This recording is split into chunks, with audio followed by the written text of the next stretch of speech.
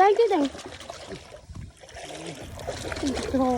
បាទគោរពជម្រាបសួរពុកម៉ែបងប្អូនទាំងគ្នាបាទថ្ងៃនេះខ្ញុំមករេសន្ទួយចំណងបងប្អូនបាទហើយយើងរេតាមម៉ាណងទៅថ្ងៃនេះក៏យើងមកជីកនុយបងប្អូនបន្ទាប់ពីថាយើងជីកនុយហើយរួចហើយក៏យើងមករេសន្ទួយហ្នឹងបងប្អូនរេនេះក៏បានឆ្ងាយទេនៅក្រោយភូមិខ្ញុំបានឯងទៅពីងលោកបានតែបានរេចូលទឹកដីលោកទេមិនហួសកន្លែងអភិរក្សរបស់លោកទេរ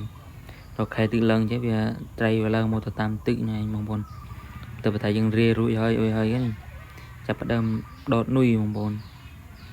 ដុតនុយថ្ងៃនេះរេដុតនុយទាំងថ្ងៃបងចង់សាកមួយថ្ងៃវាត្រូវអត់បងប្អូនតែថ្ងៃក៏ត្រូវមែនបងប្អូនបាទត្រូវត្រែងដែងបងប្អូននេះដែងបងប្អូនក្នុងមិនសូវជាត្រូវម៉ានទេបងប្អូនមកនងវាបានត្រី2នេះទឹកនេះក៏យើងដោះដាក់ធុងនេះបងប្អូនហើយក៏វាសម្បូរអស់នុយដែរបងប្អូនយើងដាក់នុយដែរវាអស់នុយវាប្បិចនុយ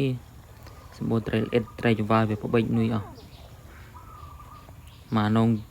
ផ្លែជាង100គ្រាប់ផ្លែ100គ្រាប់បានត្រី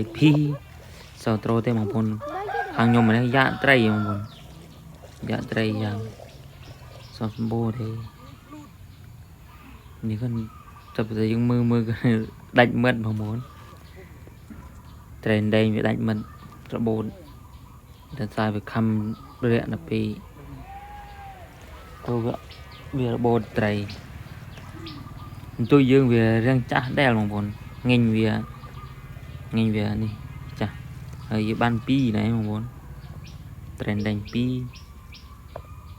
បាទវីដេអូមានតែនឹងបងប្អូនសូមអរគុណសូមជម្រាបលា